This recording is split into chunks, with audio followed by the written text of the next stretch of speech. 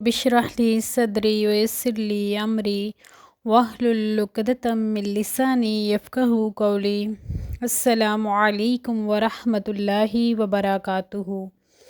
الحمدللہ، پچھلی ویڈیو میں ہم نے حضرت موسیٰ علیہ السلام اور حضرت خضر علیہ السلام کے واقعے سے علم، صبر اور اللہ کی حکمت کے بارے میں سیکھا۔ آج ہم سورۃ الکہف کی ایک اور نہایت اہم مثال کی طرف بڑھتے ہیں، جسے اللہ تبارک و تعالی نے مثل یعنی ایک سبق آموز مثال کے طور پر بیان فرمایا ہے۔ یہ کہانی ہے دو باغوں والے شخص کی۔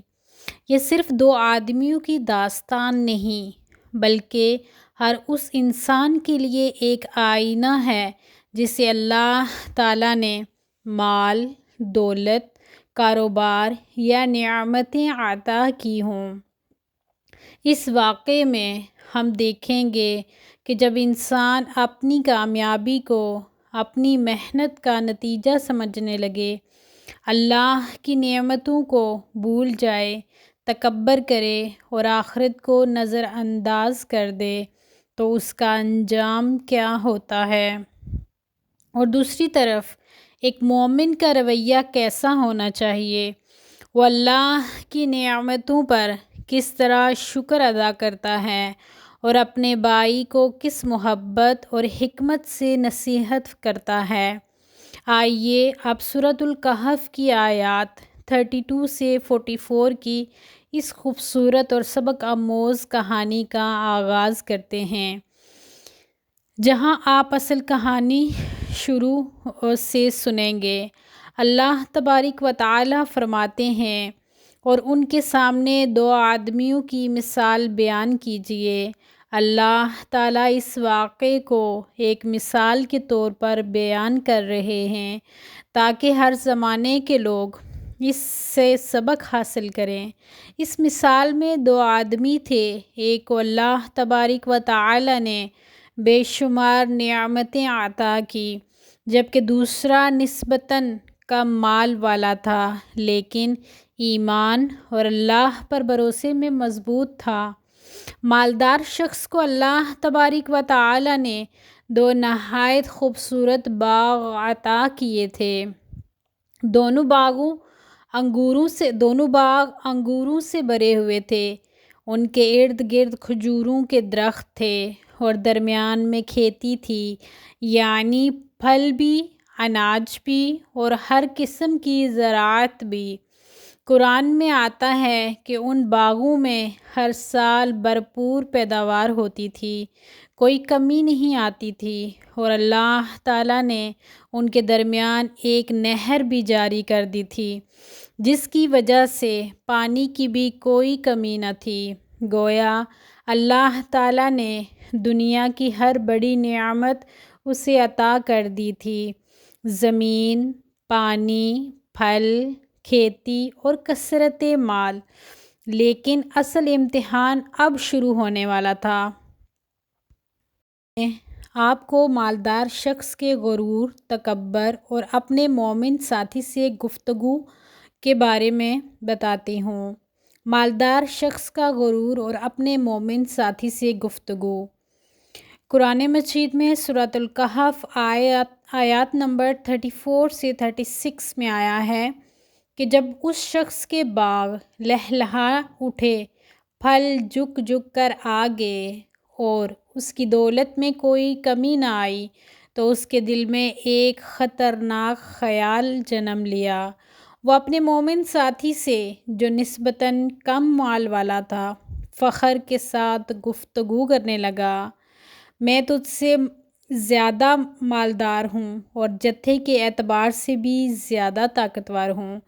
یہ صرف مال کی بات نہیں تھی، بلکہ اس میں تکبر اور دوسرے کو کمتر سمجھنے کا انداز تھا۔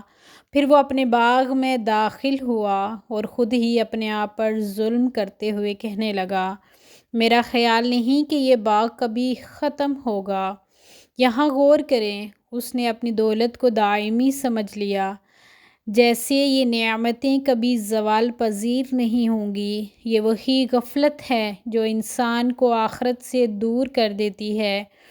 پھر اس نے قیامت کے بارے میں شک کا اظہار کیا۔ سورۃ الکہف آیت نمبر 36 میں آتا ہے، اور میں نہیں سمجھتا کہ قیامت قائم ہوگی، بلکہ اس نے یہاں تک کہہ دیا کہ اگر بالفرض قیامت آ بھی گئی تو وہاں بھی اسے اس سے بہتر ٹھکانہ ملے گا۔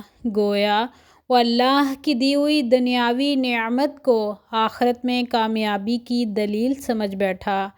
یہ تین باتیں ملا کر دیکھیں: تکبر، دولت کو دائمی سمجھنا اور آخرت پر شک، یہی وہ زہر ہے جو آج بھی بہت سے لوگوں کے دلوں میں پایا جاتا ہے۔ مومن ساتھی کی نصیحت۔ اب اس کا مومن ساتھی نہایت نرمی مگر مضبوط دلائل کے ساتھ اسے سمجھانے لگا۔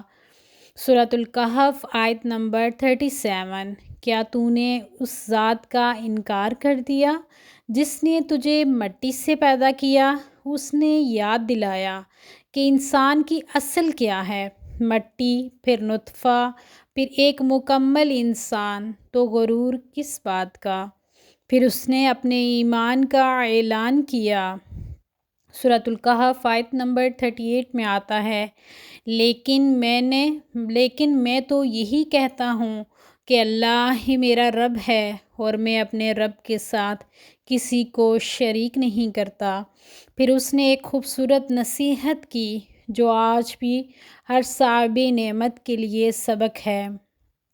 اور سورۃ الکہف آیت نمبر 39 میں آتا ہے، اور جب تو اپنے باغ میں داخل ہوا تو نے کیوں نہ کہا ماشاء اللہ لا قوت الا باللہ، جو اللہ چاہے وہی ہوتا ہے، اللہ کی مدد کے بغیر کوئی طاقت نہیں۔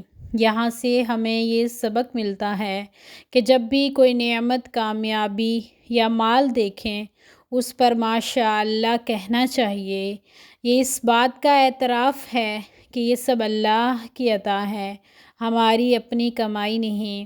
پھر مومن ساتھی نے کہا کہ اگر تو مجھے مال اور اولاد میں اپنے سے کم دیکھتا ہے تو ہو سکتا ہے کہ اللہ مجھے تیرے باغ سے بہتر عطا فرما دے، اور تیرے باغ پر آسمان سے کوئی عذاب بھیج دے کہ وہ چٹیل میدان بن جائے، یا اس کا پانی زمین میں اتنا نیچے چلا جائے کہ تو اسے دوبارہ حاصل ہی نہ کر سکے۔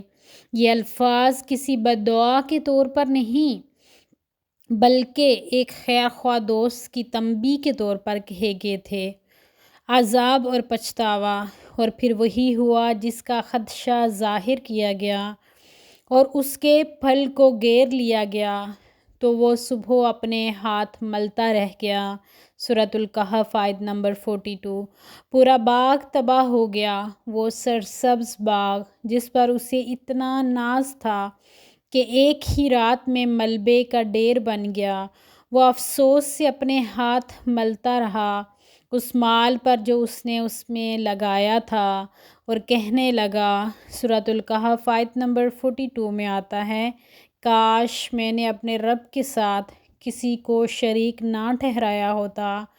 اب اسے احساس ہوا، مگر وقت گزر چکا تھا، نہ اس کے پاس کوئی جتھا تھا جو اللہ کے مقابلے میں اس کی مدد کرتا، اور نہ وہ خود اپنا بچاؤ کر سکا۔ اور اس صورت میں اس واقعے کا خلاصہ یہ ہے کہ وہاں اس وقت اختیار صرف اللہ برحق کا ہی ہے، یعنی حقیقی مدد، حقیقی طاقت اور حقیقی سہارا صرف اللہ کی ذات کا ہے، نہ مال، نہ جتھا، نہ دنیاوی رتبہ۔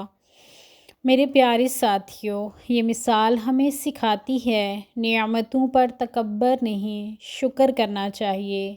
کامیابی دیکھ کر ماشاء اللہ لا قوت الا باللہ کہنا سنت اور حفاظت کا ذریعہ ہے۔ دنیا کی کوئی بھی نعمت دائمی نہیں۔ ایک سچے دوست کا کام یہی ہے کہ وہ نرمی سے حق بات کہے۔ اگلی انشاءاللہ ویڈیو میں ہم سیکھیں گے کہ اللہ تعالیٰ نے اس مثال کے بعد دنیا کی حقیقت کو کس انداز میں بیان فرمایا ہے۔ انشاءاللہ جزاکم اللہ خیراً کثیرا۔ السلام علیکم ورحمۃ اللہ وبرکاتہ۔